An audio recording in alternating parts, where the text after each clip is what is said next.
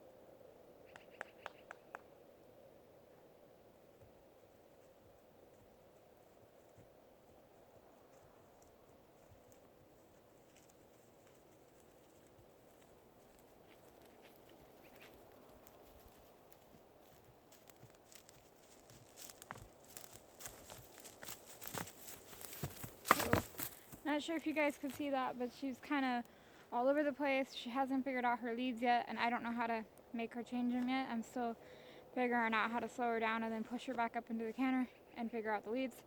So that's not her fault.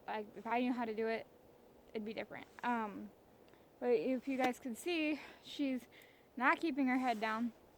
Her grunting and snorting and moaning, that's her getting pissed off, not wanting to do this. She doesn't keep her head in the direction that we're going. She kind of veers off and does what she wants. She kind of fights a bit. She kind of arcs her body. It was fine if she arced her body the whole circle, but she straightens out, arc, straightens out, arc, straighten out, arc. I don't want that. I want a consistent arc or a consistent straight square like circle kind of thing. I don't know if you guys could see that. And then when I asked her to spin, you guys, I'm pretty sure if you've been around horses for a while, you know how sucky those spins were. That's just her not trying, not giving a shit. And if I push her, she'll rear up. So I've learned not to push her, and they're going to take her in a couple days anyways, so they know how to teach them how to spin. I do too, but maybe they have a different way about going about it, so I'll let them know, and they'll probably get her to pay attention more. But they're older than me, so they're going to have more experience. She's just being a little turd. You can tell how, I don't know if you can see her head. You can tell kind of how pissed off she is about having to work and pay attention. So we're just going to do some pulls, and then some barrels. You can tell she's not even breathing hard. She's just doesn't like to be worked. She's kind of one of them horses that you have to get your point across that you're in charge, or they take full advantage of you. So, yeah. And I don't know if you guys could see the outside rein of the spin I kept tight because I didn't want her going back that way, and the inside rein I kept loose and kind of tilted like this, and I kept my outside leg on her to get her to spin, and she still kind of tossed her head. So she's just a little turd. If she don't want to do something, she's not going to do it. You're going to have to get after her a lot for it. Come on.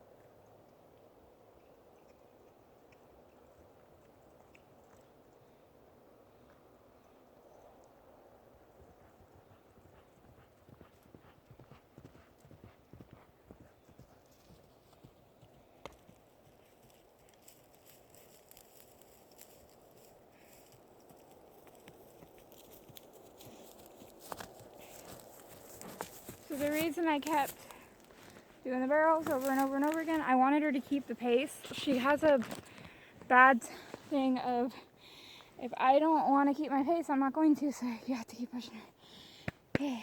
And the reason I did the cones a couple times is I either asked her to turn and she didn't, or I asked her to keep her pace and turn on cue and she wouldn't. So there's a lot of little things you kind of gotta watch. I know most people just see a riding video of me cantering a horse, but you kind of really have to watch. I use these videos to go back and critique myself of things that I didn't notice that I did in the video. And it's actually kind of cold out here for July 19th. Actually kind of cold. That's why I got a jacket on. Yeah, yesterday my 14-year-old Schnauzer passed away in her bed. We were trying to get her to the vet 'cause she wasn't eating. We thought she was, but she wasn't, and she just couldn't stand up on her own. We were going to call my neighbor in the morning to borrow the money to have her put to sleep, and she didn't make it. Life. It makes me not want another pet, but then at the same time, I have 2 dogs and 3 cats now, and I'm going to get a couple horses when I get my job, so it's like, I don't want to not get them just because I'm afraid of them dying. I just, trying not to cry right now. I want to get them and enjoy them, and it's tough at the same time because you know this is going to happen. Alright, I'm going to go back and do some circles with her. Try to get her to keep her head low. You can tell I'm not holding a grudge from everything that happened before I tacked her up. If I was, I'd be doing a lot to her. I don't know what that meant. I'd be doing a lot. I'd be getting after her a lot more for the stupidest little things. Come on, back up.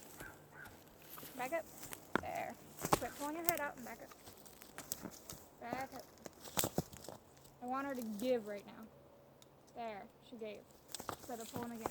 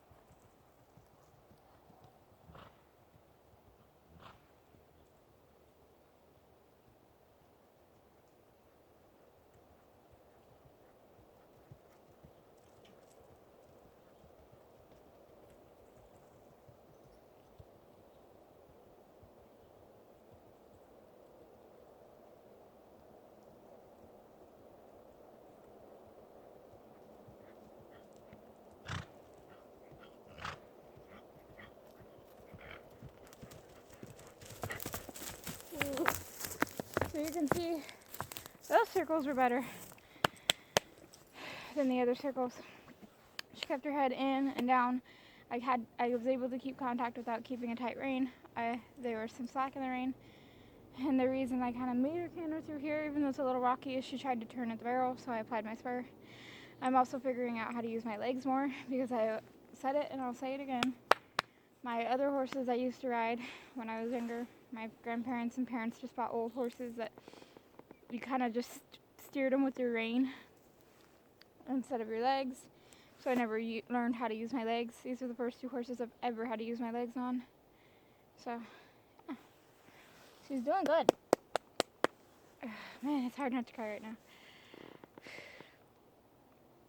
Every time somebody says their name, I just want to, you know? And then somebody said I wasn't a good pet owner because I'm not crying 24/7. She died Thursday at 3 a.m. So 24 hours ago. I've been crying a lot. I can tell I'm dehydrated because of the heat in my face, even though how cold it is out here. So I'm going to see if I can get her to do a collected canter around the barrels. And I like to mix it up, and I'll probably, if I can, control her because she's a little turd sometimes. I'll probably weave through the cones, go back through the barrels, and kind of just mix it up. She's not out of breath. So when they're out of breath is when I give them a rest, but she's not even breathing hard.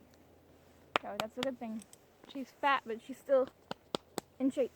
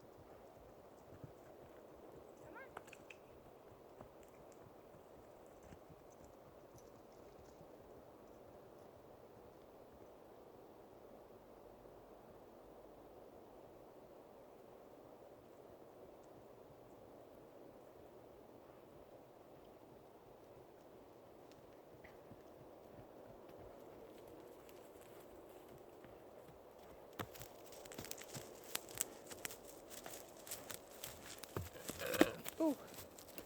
So right there is how she always acts. How when I stopped her at the last barrel, she kind of threw her head up and tried to go forward anyway. And then when I asked her to turn down here, she said, I don't want to turn, so I had to kind of pop up on the bit and say, look, you need to turn. And then on at the other end, I asked her to weave and not go through the last one and turn and go the opposite way, and she said no. That's why I had my hand clear out here, so I wouldn't pop up on the bit every single time, because I don't want her to learn every time you're naughty, you're going to get a pop on the bit. That's just a once in a while thing, just kind of like a quick little, hey, pay attention to me. So I don't do it all the time, and if you do that as a correction, make sure you're not leaving marks or cuts or anything like that on your horse's mouth. That's why it's a quick little short pop. If you're over there jerking the shit out of them and there's blood or cuts or missing skin on them, you're doing it too rough. Just same with spurs.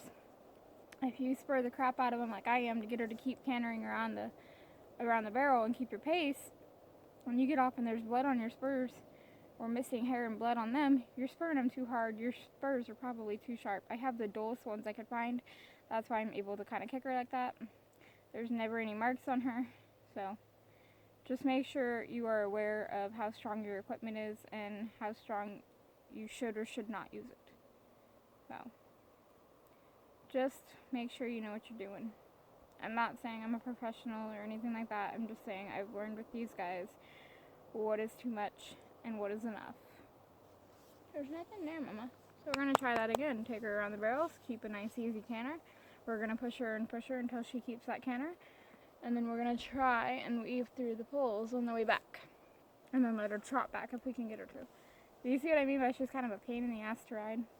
She's a little turd. She's not as bad. It doesn't look as bad as on camera, but you get on her and you can feel all the frustration I'm feeling right now, and I'm just trying to breathe it out. So, come on.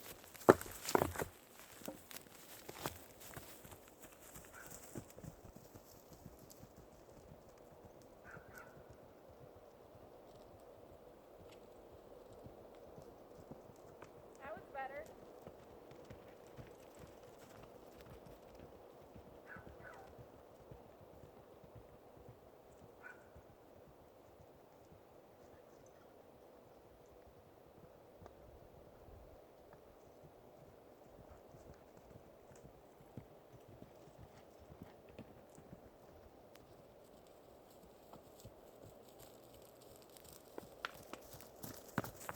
I don't know if you guys could see how much better that was.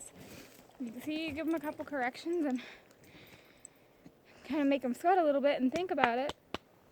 And then give them a rest while I'm talking to you guys, and they do so much better. You can still tell how pissed off she is. I haven't found anything where she doesn't look like this when I ride her. I've tried different bits. I've tried bareback riding, different cinches. She's always looked like this when I ride her. She's just one of them horses that kind of a little pain. I'd like to put a rancher on her to ride her, massaging her mane a little bit. Alright, we're just gonna go play around.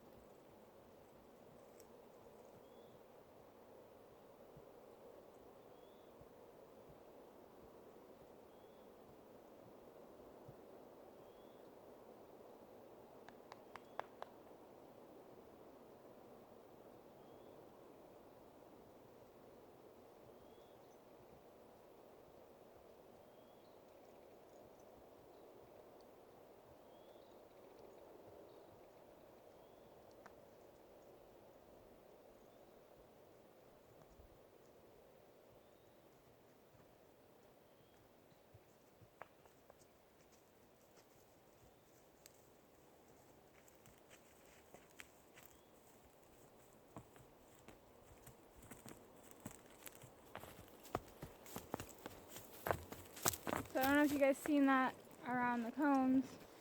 She doesn't want to turn even with the rein loose. I had the rein completely loose, like this. Just with my hand kind of tipped up to put a little pressure on the rein, and all I had was my spur on her, and she's tossing her head and throwing a fit. She's a little turd. So, yeah, she's just now starting to get a sweat. Which is funny, because normally one barrel pattern or two barrel pattern, she's completely drenched in sweat, so it's kind of weird to see her work this long and not get as hot as she normally does.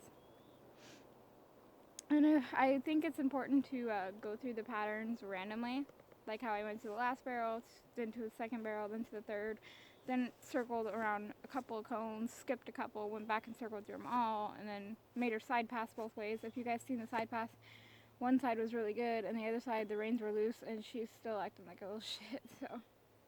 She's just, what do you call it, one of them grumpy mares, or marish. I think if she had a cowboy who's had more experience than me, you know, they'd have to be a younger cowboy because she's so little. I think she's considered a pony. She's so short.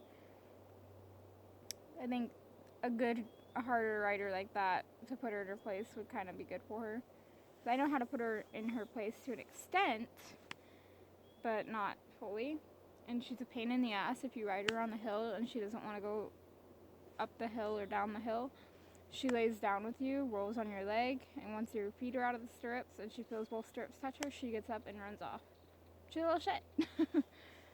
So I'm just gonna play, probably do some more big circles, and when it cuts off, it cuts off. So I hope you guys enjoy the video.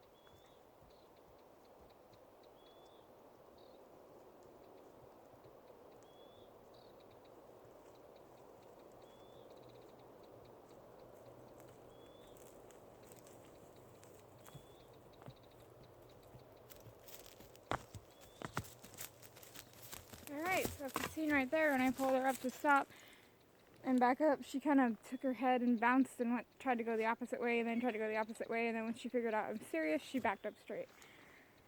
So she's getting hot, it's cold out. She's just warm enough that if I turn her loose now, she'll be fine. It's not like freezing, but it is cold, and there's a lot of wind. So we're going to end the video on that note, and the videos of Boog will probably come out soon. I just need a couple days to process my dog dying. And these two going home tomorrow or the next day.